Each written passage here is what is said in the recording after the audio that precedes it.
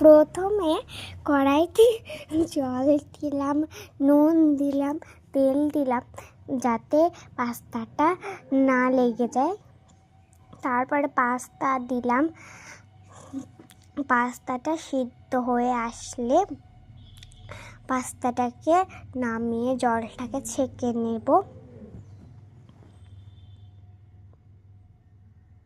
তারপরে কড়াইতে তেল দিলাম, একটু নাড়াচাড়া করে নেব।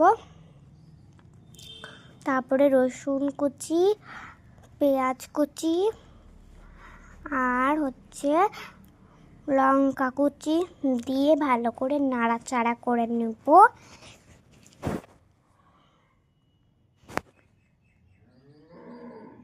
তারপরে নাড়াচাড়া করার পরে একটুখানি চিনি দিব।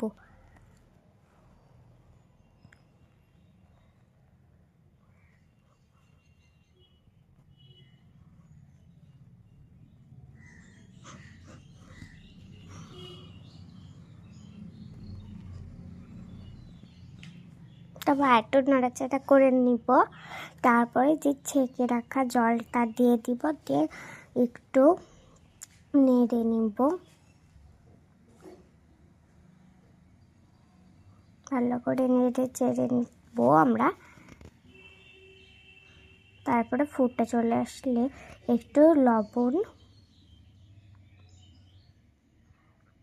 দিয়ে ভালো করে একটু নেড়ে নিব। দিয়ে একটু টমেটো সস, সয়া সস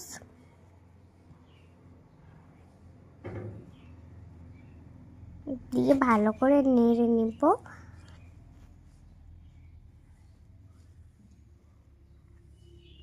তারপরে যে পাস্তা ছেঁকে রেখেছিলাম সেই পাস্তাটাকে দিয়ে দিব। তারপরে মশলা দিয়ে দিব, পাস্তা মশলা দিয়ে ভালো করে একটু নেড়ে চেড়ে নিব। ভালো করে নেড়ে চেড়ে নিতে হবে যাতে সবগুলোই ভালো করে লেগে যায়। তারপরে আমাদের পাস্তা রেডি।